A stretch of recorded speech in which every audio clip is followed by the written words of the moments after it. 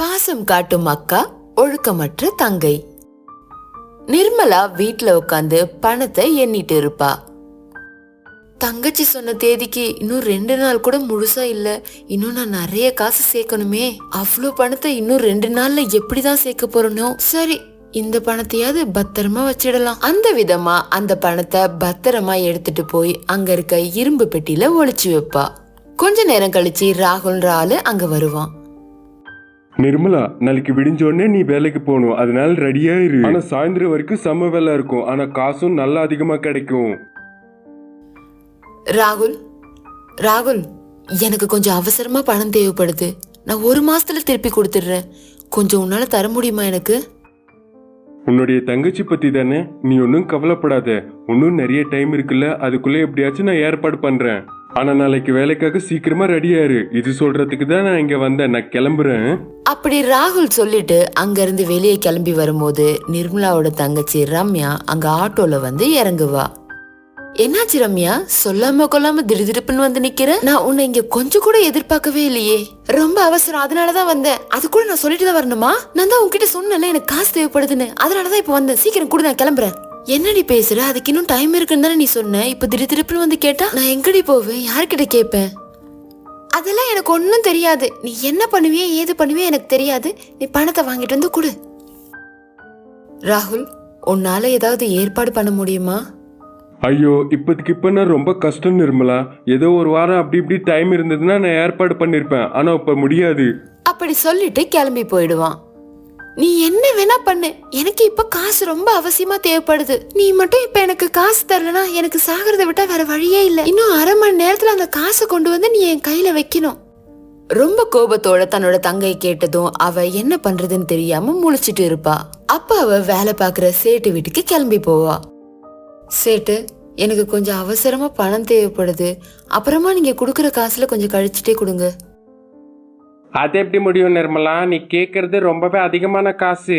அது மட்டும் இல்லாம உனக்கு வர்ற சம்பளத்துல நான் கொஞ்சம் கழிச்சுக்கிட்டாலும் நீ 1 வருஷம் எனக்கு வேலை பார்க்க வேண்டியது வரும். அதனால நான் உனக்கு ஒரு வேலை சொல்றேன். அதுக்கு மட்டும் நீ ஒத்துக்கிட்டீன்னா உனக்கு நல்ல காசு நானே தரேன். பணம் தந்தா மட்டும் போதும். எவ்வளவு கஷ்டமான வேலைனாலும் நான் பண்றேன்.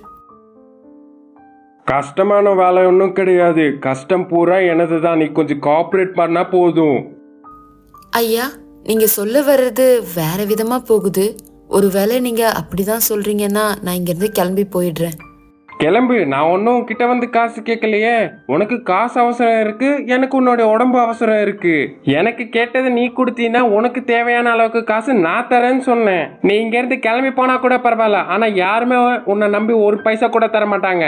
ஏதோ ரொம்ப அவசியம் போல இருக்கு உனக்கு காசு, அதனால ஒரு வாட்டி யோசிச்சுக்கோ. நல்ல அப்படி அந்த சேட்டு சொன்ன உடனே அந்த நிர்மலாவுக்கு தன் தங்கை சாவரன் சொன்ன ஞாபகம் வரும். கோபத்துல அங்கிருந்து வெளியே போன நிர்மலா கொஞ்ச நேரம் கழிச்சு மறுபடியும் அங்க திரும்ப வந்து சேட்டு கிட்ட இப்படி சொல்லுவா.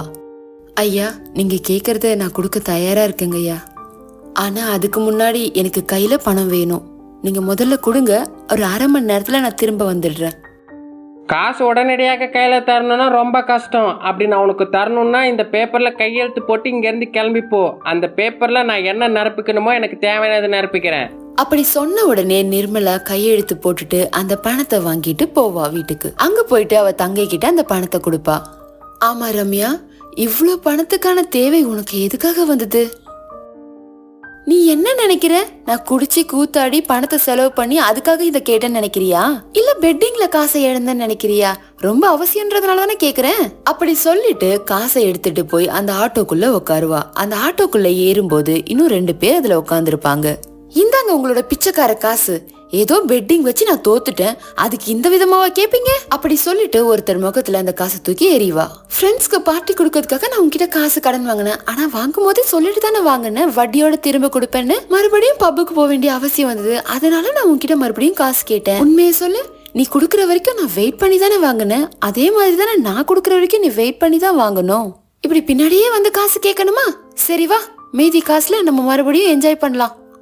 அப்படி ஆட்டோல பேசிக்கிட்டே அவங்க கிளம்பி போயிடுவாங்க. கொஞ்ச நேரத்துல நிர்மலாவுக்கு சேட்டு சொன்ன ஞாபகம் வந்து அவ அங்க இருந்து வேகமா கிளம்பி போவா. வா நிர்மலா, நான் உனக்காக தான் காத்துட்டு இருந்தேன். காசு கொடுத்தேன்ல, அதனால தினமும் இரவு என்கிட்ட நீ வந்தாகணும். என்னுடைய வேலை முடிஞ்சக்கு அப்புறம் தான் நீ கிளம்பி போகணும், புரிஞ்சதுல?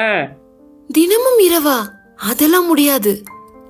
அப்படி நிர்மலா ஏதோ சொல்ல வர அந்த சேட்டு கோபமா அவளை அரைஞ்சிருவான். அதனால அவ கீழே விழுந்துருவா. என்னடி கெஞ்சி கேட்டுக்கிட்டே இருந்தா ரொம்ப நக்கலை தான் பண்றேன். நீ கையெழுத்து போட்டு போனால அந்த காகிதம் அது நான் இஷ்டத்துக்கு நிரப்பிக்கிட்டேன். நீ தினமும் இரவு நேரத்துல என்னுடைய வீட்டுக்கு வந்து என்னுடைய கட்டில் ஏறலன்னா பாரு, எல்லாரும் முன்னாடியும் உன்னுடைய மானத்தை வாங்குவேன். இப்ப நான் சொல்றது கேட்டு தினமும் என் வீட்டுக்கு வந்தீங்கன்னா நான் இதோடய நிறுத்திப்பேன். அப்படி இல்லை நான் 10 பேர் முன்னாடி உன்னை பத்தி தப்பா பேசி நீ ஒரு தப்பான ஆளுன்னு எல்லாரும் முன்னாடியும் அசிங்கப்படுத்துவேன். அப்போ உன் நிலைமை என்ன ஆகும்னு யோசிச்சுக்கோ. அப்படி சொல்லிட்டு நிர்மலாவை கட்டாயப்படுத்தி ரூம்குள்ள அழைச்சிட்டு போவான். நிர்மலாவால எதிர்த்து எதுவும் பண்ண முடியாம அவ மனசை கஷ்டப்படுத்திக்கிட்டு சேட்டு சொன்னபடி நடந்துப்பா. அந்த விதமா நிர்மலா தன்னோட தங்கையோட ஒழுக்கமில்லாத செயலால சேட்டுக்கிட்ட மாட்டிக்கிட்டு அவ மனசை கல்லாக்கி அங்க வாழ்ந்துட்டு வருவா.